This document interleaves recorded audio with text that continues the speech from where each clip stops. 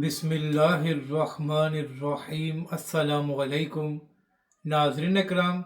Social media पर और ख़ास तौर पर फेसबुक और एक्स पर तहरीक लब्बैक पाकिस्तान के ज़राए ये दावा कर रहे हैं कि जहां पर तहरीक लब्बैक पाकिस्तान का लॉन्ग मार्च रुका हुआ है तो वहां पर लाइट्स वगैरह बंद कर दी गई हैं और इसके साथ साथ मुबैना तौर पर भारी नफरी भी पहुंच गई है।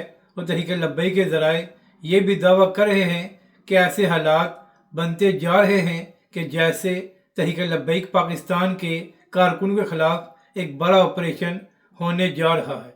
तो नाज़रीन करम, यहाँ पर सवाल ये है कि आखिर क्या वजह है कि हुकूमत तहरीक लब्बैक के ख़िलाफ़ ताकत का इस्तेमाल करने पर तुली हुई है।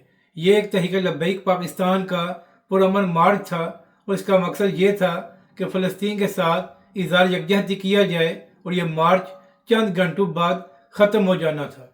तो क्या वजह है कि अभी तहरीक लब्बैक पाकिस्तान का लॉन्ग मार्च शुरू भी नहीं हुआ था, तो उससे 2 दिन पहले ही तहरीक लब्बैक पाकिस्तान के मरकज़ पर पुलिस भेज कर हमला किया गया। नाज़रीन करम, आप इन मामलात को मुज़ाकरात के ज़रिए भी हल कर सकते थे, तो क्या वजह है कि बिला वजह हुकूमत की जानिब से तहरीक लब्बैक के कारकुनों पर ऑपरेशन किया गया और तहरीक लब्बैक के कारकुनों का खून बहाया गया।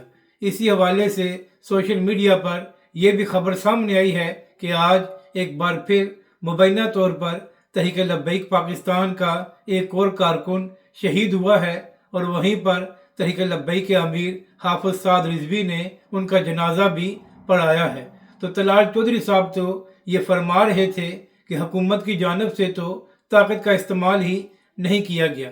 तो तलाल चौधरी साहब, अगर हुकूमत ताकत का इस्तेमाल नहीं कर रही तो किस तरह तहरीक लब्बैक के कारकुन ज़ख्मी भी हो रहे हैं और इसके साथ साथ आज तहरीक लब्बैक पाकिस्तान का एक कारकुन शहीद भी हुआ है। नाज़रीन करम, हुकूमतों का काम ये होता है कि मामलात को बातचीत और मुज़ाकरात के ज़रिए हल किया जाए। तो ये कैसी हुकूमत है जो इस मामले को ताकत के ज़रिए हल करके मामलात को मज़ीद ख़राब करना चाहती है।